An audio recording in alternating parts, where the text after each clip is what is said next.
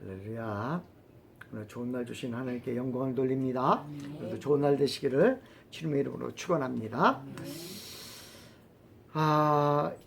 40년 동안 블레셋의 손에 이스라엘이 맡겨지는 모습을 보게 됩니다.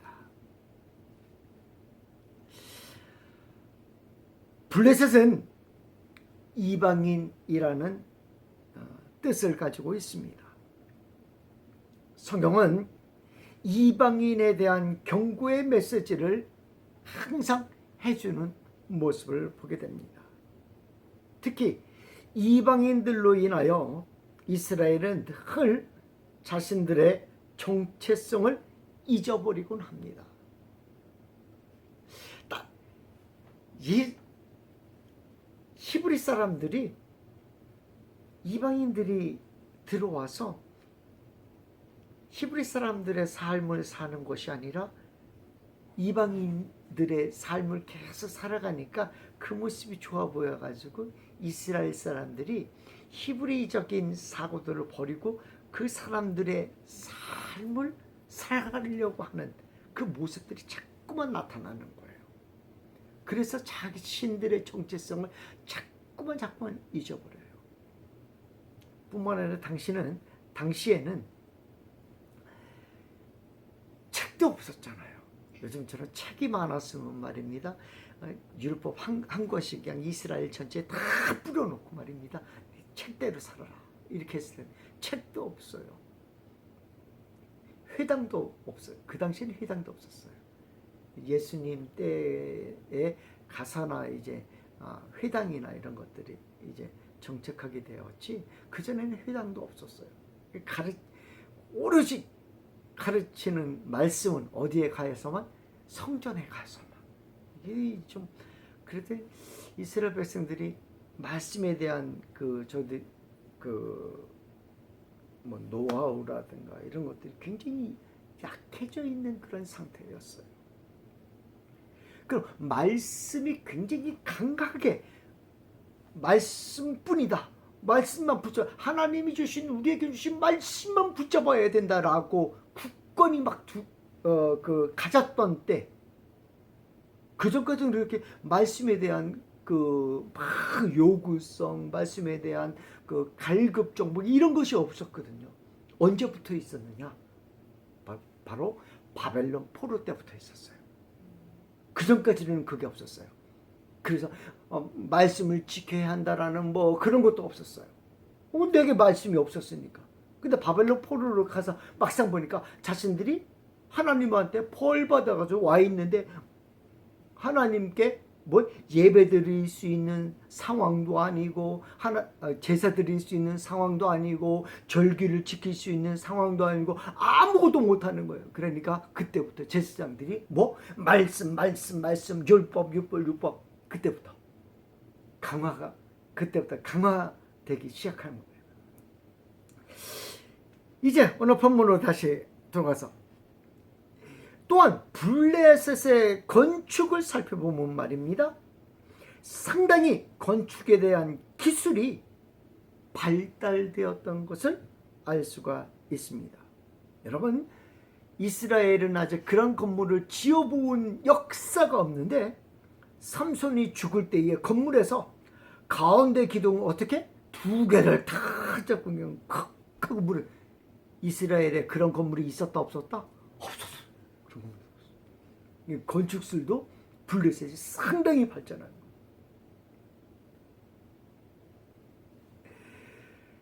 이방인들이 세운 건물과 문화는 이스라엘로 하여금 주눅이 들게 합니다. 40년 동안 이방인 속에서 살고 있는 이스라엘은 어떤 삶을 살고 있었을까요? 자신이 살고 있는 것이 옳은 것인지 그른 것인지 이것도 잘 모르는 상황에서, 왜냐하면 모든 사람들이 다 그렇게 살고 있기에 그것이 우상을 섬기는 행위인지도 모른 채 그냥 살고 있는 거예요. 뭐대로? 습관대로, 뭐대로? 눈에 보이는 대로 생활하는 이스라엘 백성들의 모습을 봅니다. 40년이라면 짧은 기간이 아닙니다. 보통 한 세대를 몇 년으로 잡습니까? 30년으로 잡습니다. 이는 한 세대를 넘어선 기간입니다. 이스라엘 백성들은 그 고통을 누구에게? 후손들에게 이어주고 있었던 것입니다. 자신들의 고통을 후손들에게 이어주고 있었던 것입니다. 내 고통을 이어주는 것, 우리나라도 그런 것 같아요. 그 고통 이어주지 않기 위해서 부모들이 얼마나 뼈 깎으며 일했어, 그죠? 너희 공부해라, 학교에 보내가서 공부해라. 나처럼 살고 싶지 않으면 공부해야 된다 해가지고, 내가 비록 못 배웠지만 너희들은 공부해야 된다라고 하면서.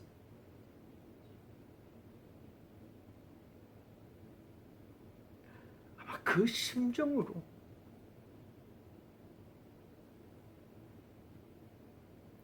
자식에게는 대물림해 주지 않겠다는 일념으로 참 열심히 살았을 것이라고 생각해 봅니다. 그리고 자식들에게 교육을 시켰을 것이라고 생각을 해봅니다. 그런데 그렇게 열심히 자식들을 위해서 헌신하고 봉사했지만 그 상황을, 어려운 상황을 어떻게 해요? 그대로 물려주고 있었다라는 겁니다. 그대로 물려주고픈 마음이 없었던 우리들의 부모님 세대하고 큰 차이가 없는 것 같아요.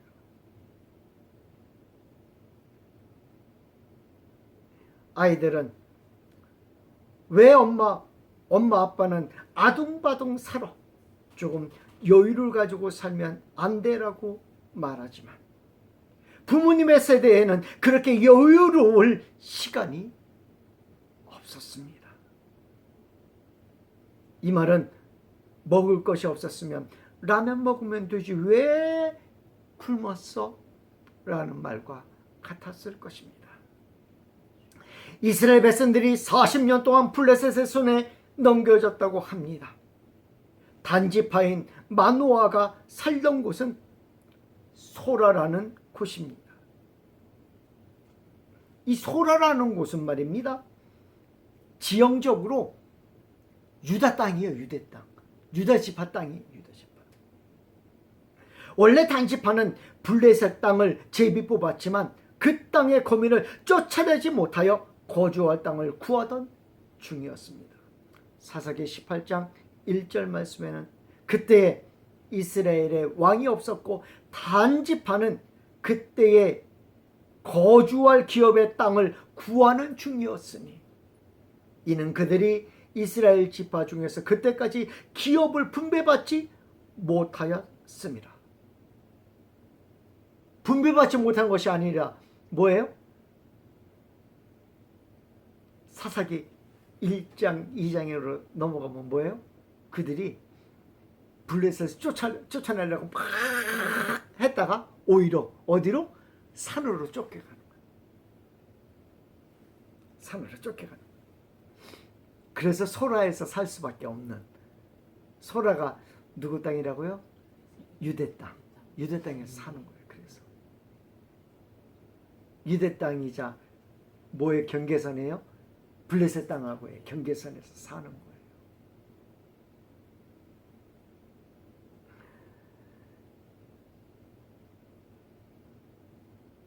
꿈이 없는,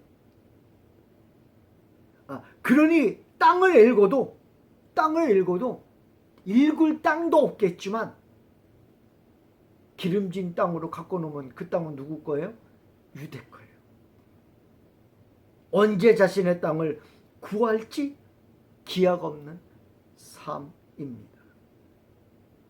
거기에 블레셋은 더욱더 괴롭힙니다. 블레셋 땅을 쳐들어가지도 못하면서 하나님 우리에게 주신 땅인데, 저 땅이 우리 땅인데, 하나님이 주신 땅인데 하고 멀리서 아름다운 땅, 왜? 그 밑으로 가면 말이야 블레셋 평야가 나오는데 말입니다. 여러분 그 찬양 알아요? 샤론의 꽃 예수 나의 마음에, 그게 그 끝으로 펼쳐져요. 그 얼마나 아름다운 땅이에요.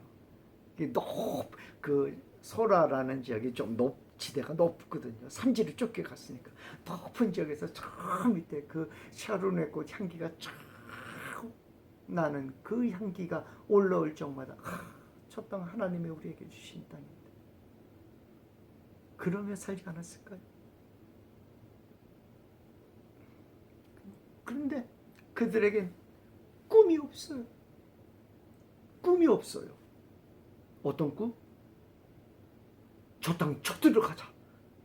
이게 없어요. 이 꿈이 없는 거예요. 그냥 하루 보러 하루 사는 인생인 겁니다. 만화의 삶과 단지파의 삶이 어쩌면 이 똑같은 상황을 이야기해주고 있습니다. 소망이 없는 것입니다. 마노아는 결혼을 하였지만 아이가 없었습니다. 단지파도 소망이 없었고 마노아도 소망이 없는 삶을 살고 있었습니다. 와중에 아이가 없으므로 괴롭다는 표현을 합니다. 블레셋으로 인하여 괴롭힘을 당하는 단지파의 모습은 어쩌면 마노아의 모습과 똑같이 닮아있는 모습을 보게 됩니다. 이러한 인생을 살고 있는 그들에게 필요한 것이 있다면 무엇일까요? 하늘이 무너져도 솟아날 구멍이 있다고 했는데 그 구멍인 하늘이 무너지면 솟아날 구멍에서는 뭐가 비쳐요? 빛이 아닐까요? 그때 하나님은 마노아의 아내에게 나타나셨습니다. 사사기 13장 3절 말씀에 여호와의 사자가 그 여인에게 나타나서 그에게 이르시되 보라 내가 본래 임신하지 못함으로 출산하지 못하였으나 이제 임신하여 아들을 낳으리니, 그리고 아들을 낳을 것이라고 합니다. 그리고 그 아이의 특징은 나실인이라고 말합니다. 아니 나실인으로 키우라고 말합니다. 그래서 나실인의 이름을 소망이 없는 지파와 자신의 가문에 빛이 되어달라고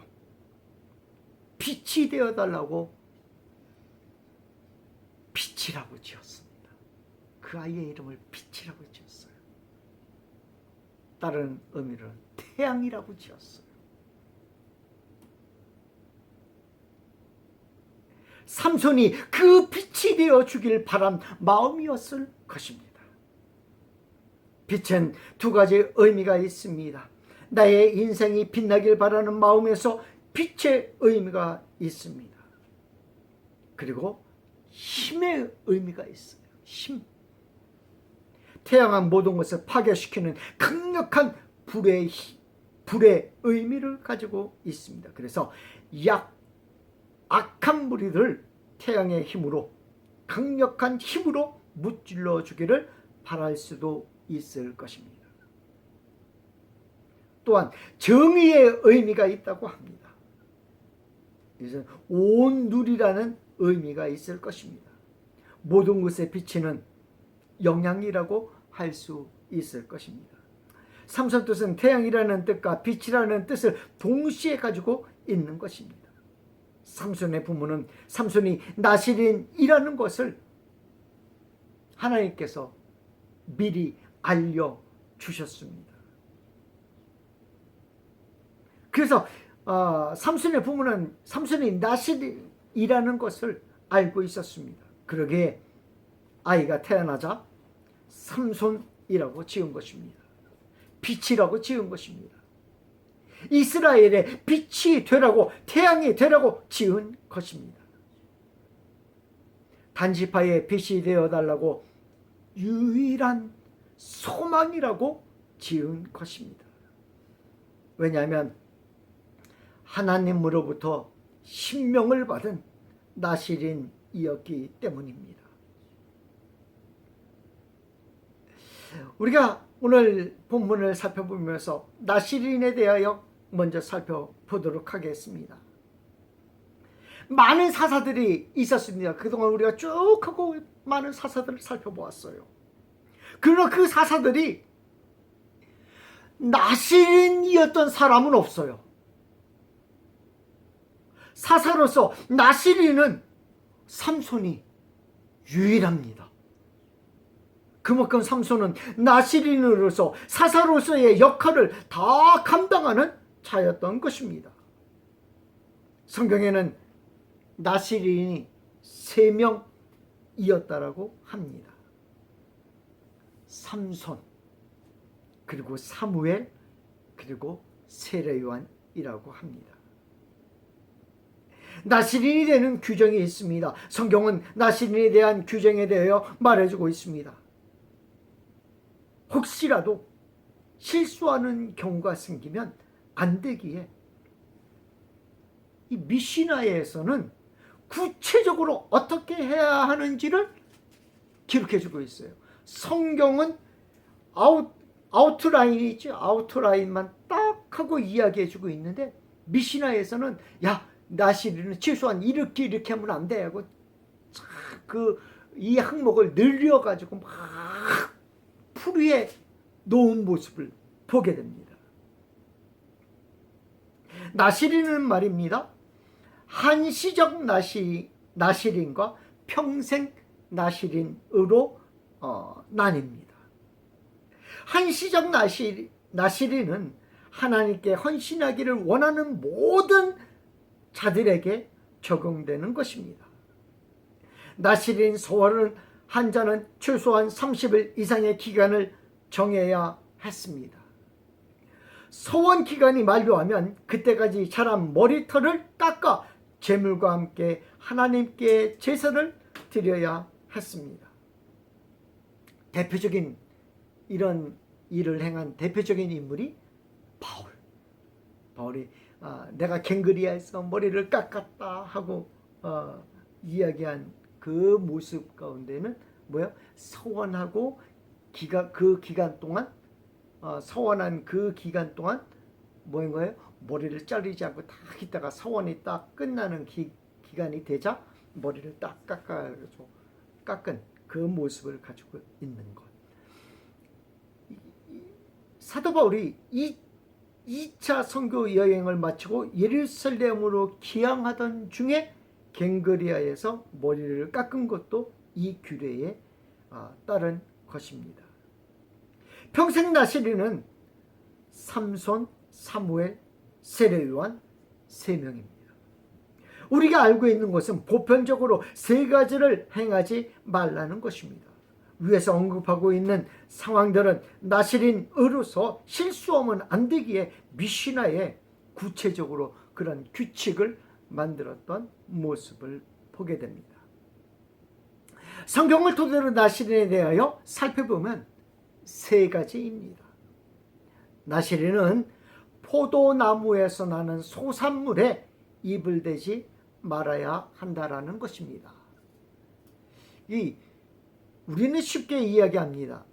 포도주는 물론이고 포도나무에서 나온 것은 껍질조차도 먹으면 안 될 만큼 엄격하게 자신을 성결하게 관리했다라는 것입니다.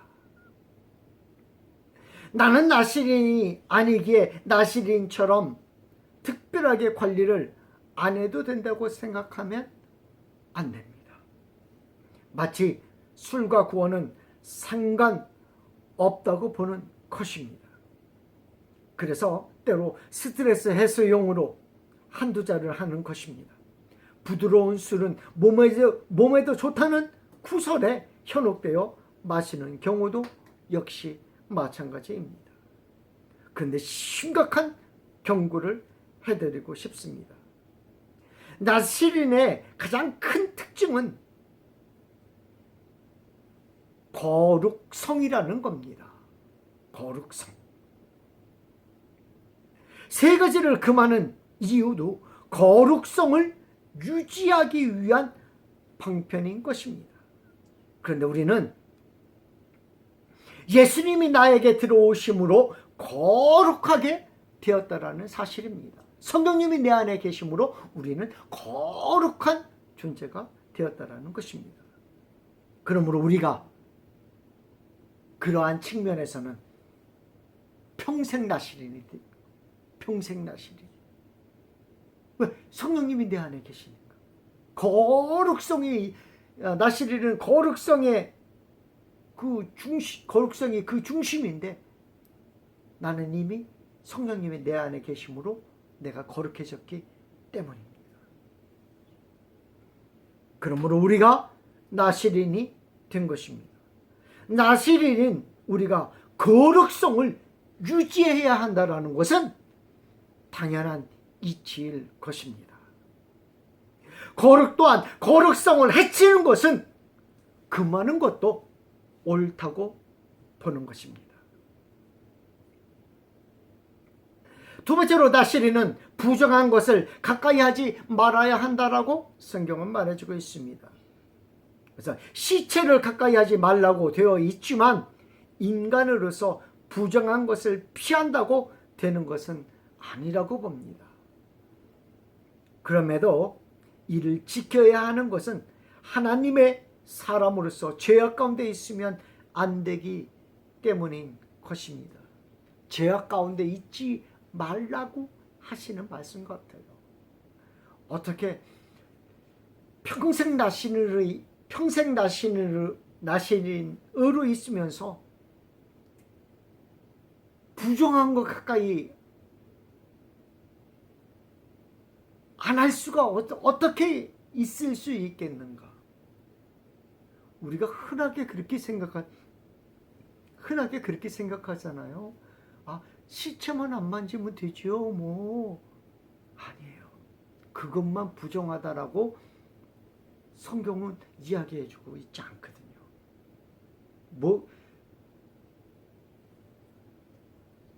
엘리야에게 무엇을 통해서 고기와 떡을 날라다 줬어요? 까마귀. 왜 까마귀였습니까? 까마귀가 부정한 짐승이거든요.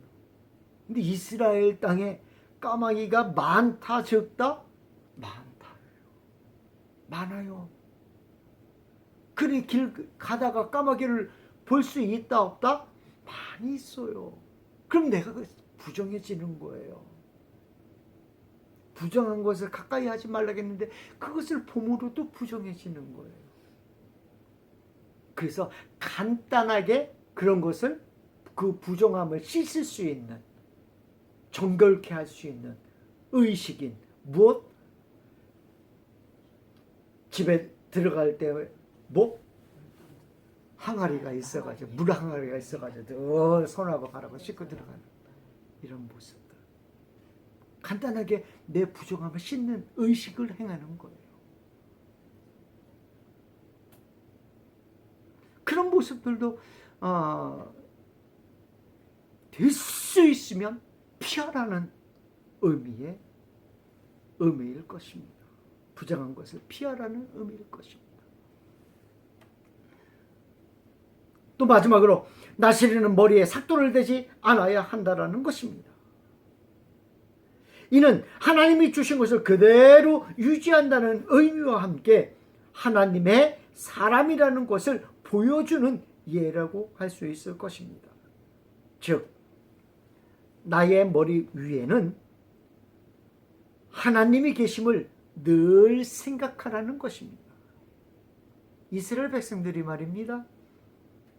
머리를 깎잖아요. 머리를 깎고서는 뭐를 그 위에 써요? 머리를 늘 가려요. 머리를 원래는 이 터반을 쓰지 않으면 머리가 쭉 길어가지고 뭐를 가리게끔 돼 있어요? 머리를 이렇게 가리게끔 돼 있어요. 이 머리 가지고. 그런데 그 조그만 그 모자 그걸 잊어먹었는데 요즘은 머리를 다 깎잖아요. 그러니까 그 조그만 모자를 탁 하고 써요. 왜? 머리를 가리기 위해서. 왜 가립니까? 내 위에 하나님이 계시다라는 사실을 늘 기억하는 거예요. 머리를 안 자르는 이유도 그거예요. 내 위에 하나님이 계시다는 사실을 늘 기억하는 거예요. 마치 옷 술의 끝에 그 술을 만들어 가지고 그 술을 만지죠. 이렇게 해서 술만 있지 하는 것처럼 하나님을 내가 기억해서 놓으면 안 된다라는 그 의미로서 이스라엘에게 있어서 나시린은 이렇게 엄격한 절차를 거쳐야 하는 거룩한 서원입니다. 나시린의 가장 중요한 것은 거룩성입니다. 이 서원을 어기면 즉시 머리를 밀고 다시 서원을 하든지 아니면 서원을 파기하는 절차를 밟아야 하는 것입니다.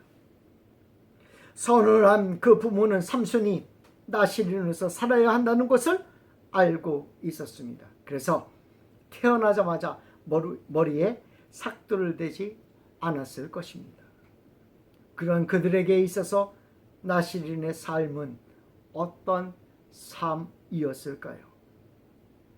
이스라엘을 구원하려면 참 재미있어요. 이스라엘을 구원하려면 누가 태어나야지 돼요? 아기 장군이 태어나야 그죠? 아기 장군이 태어나야지 돼요. 아기 장군. 이스라엘을 구원하려면 장군이나 큰 용사가 되어야 합니다. 근데 기드온은 어쩌다 큰 용사라는 의미의 이름을 얻었지만 이미 나시린이고 이스라엘을 구원할 자라는 신탁을 받은 자라면 그의 부모가 뭐라고 지어도 돼요? 야, 너는 큰 용사, 장군이 돼. 기드온이라고 딱 지어도 되지 않겠어요? 미리, 그렇잖아요.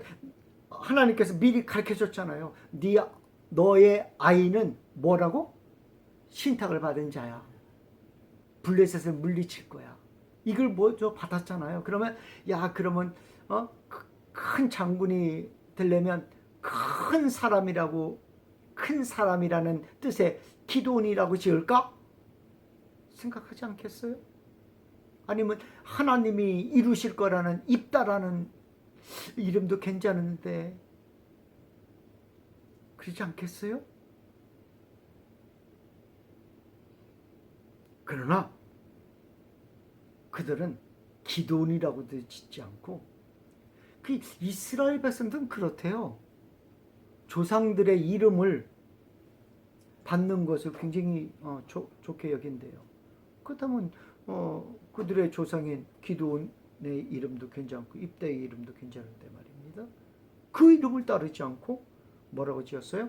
삼손이라고 지었습니다.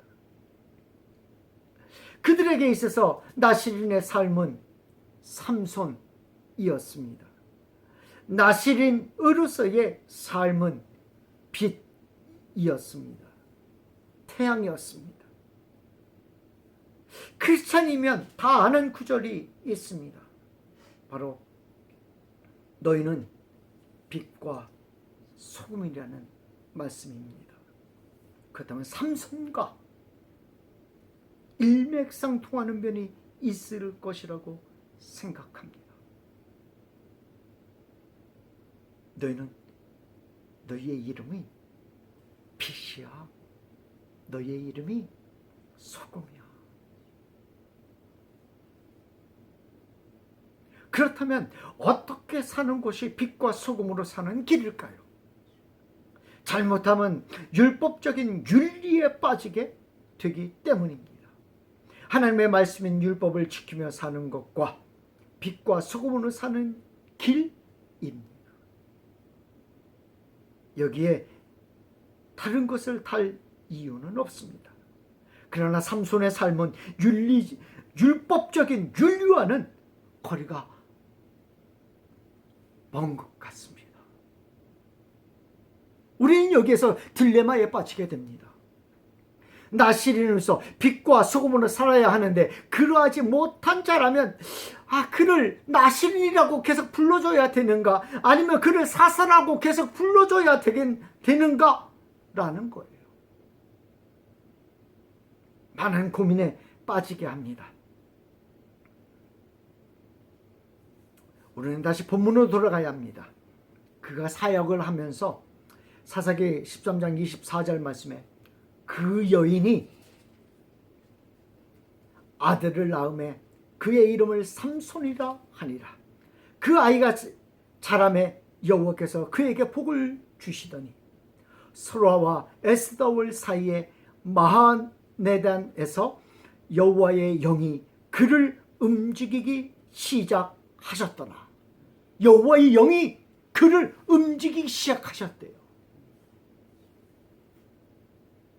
비록 삼손의 삶이 우리를 딜레마에 빠지게 하는 삶이지만 그의 삶은 여호와의 영이 그를 움직이는 삶이었다라는 사실입니다. 그리고 그를 성경은 이렇게 부릅니다. 사사 삼손. 나실이라는 것에서 가장 중요한 것은 무엇일까요? 우리가 먼저 언급했지만 바로 하나님의 거룩성을 나타내는 것이라고 했습니다. 하나님의 임재하심을 나타내는 것이라고 했습니다. 신약의 나시린은 바로 우리를 가리키고 있습니다.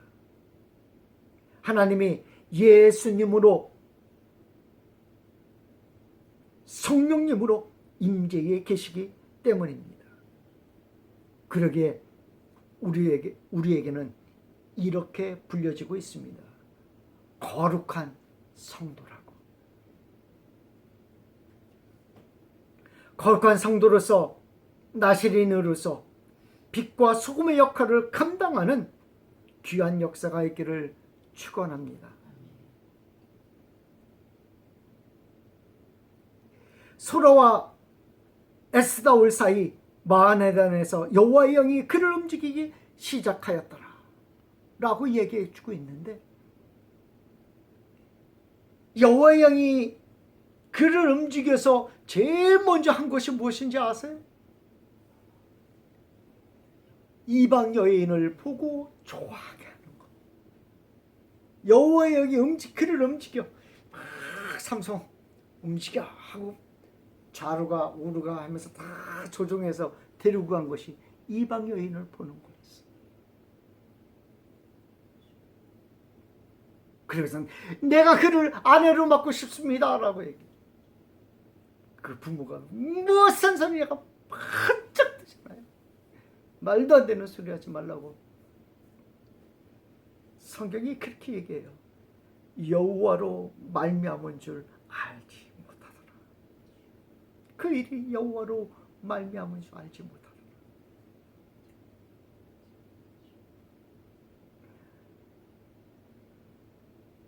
오늘 하나님 말씀을 통해서 거룩한 성도로서 우리가 어디에 서 있는지를, 거룩한 그 경계선에서